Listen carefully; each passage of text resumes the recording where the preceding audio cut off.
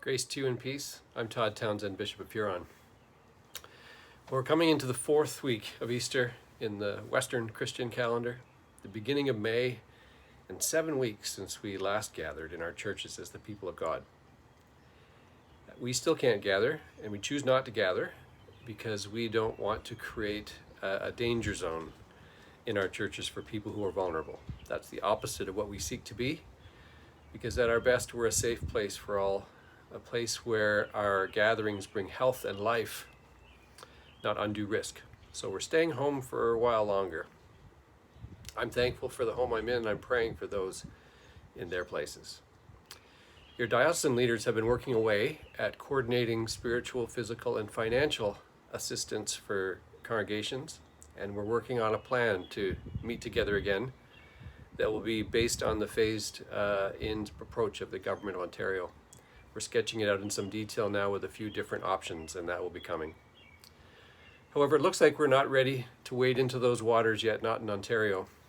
So we'll continue to pray for those who are ill, those who are suffering anyway, and those who are caring for them. Turning to the scriptures, on the fourth Sunday after Easter, the reading around the time of this Sunday goes back in John to about the 10th chapter, and I find myself hesitating to wade into these waters, and especially into this messy metaphor about the shepherd and the sheep, the gate and the sheepfold, the thieves breaking in and all of that. What is this doing here in the middle of the Easter resurrection appearances, one might wonder? It makes me feel a little better that it's not all that clear to the disciples of Jesus either, who basically hear this teaching from Jesus and say, what? None of this is particularly straightforward, especially when you begin to read more about it in the scholarship. But the one thing that does stand out is that when Jesus speaks of sheep hearing his voice and shepherd and recognizing it, he's emphasizing that the sheep know the voice of their shepherd. Not any old shepherd, because that may not be a good or safe person. Even a lamb will know which voice to trust and which voice to follow and which voice to run away from. Which shepherds give life in abundance and which do not. And they know this by the voice of their master, the voice. If we go back to the very beginning of everything, it was the voice of God that brought all things into being. God spoke and creation followed. Let there be light, and there was light. A word is a powerful thing. It does something. God speaks and things and people come into being. Jesus speaks and people are healed. Jesus speaks and raging waters are calmed. This is a voice to get to know. One time when I was a much younger priest, we were doing a children's focus, a time near the beginning of the liturgy when the children gather around and before they go down to Sunday school or children's liturgy of the word.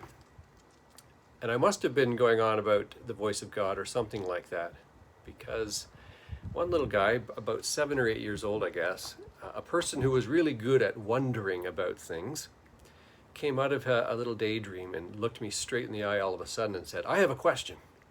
So I nodded. What does the voice of God sound like? What a great question. We talk about the voice of God, and we've heard it. Have you heard it?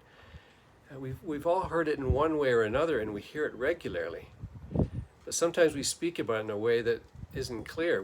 Sometimes we know it, we recognize it, and other times we don't. I've never personally had one of those Todd moments when God speaks audibly to me in good Southwestern Ontario English in terms I fully recognize and understand. That's never happened. But there has been a steady stream of recognizable communication and communion that's allowed me to sense what God is speaking into my life and into our life together. This has always got to be tested against what we hear and see when we read the scriptures. That's the first thing.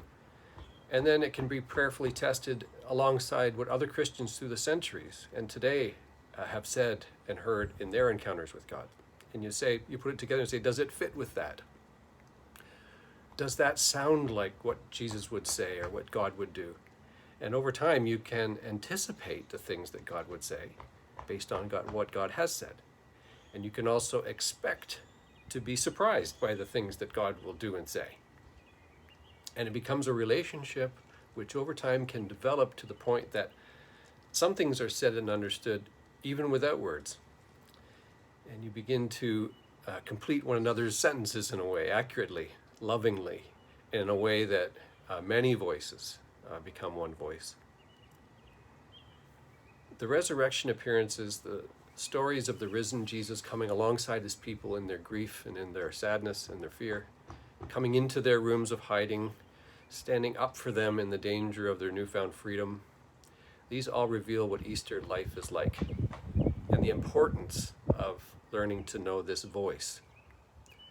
Sometimes we hear it, sometimes we don't.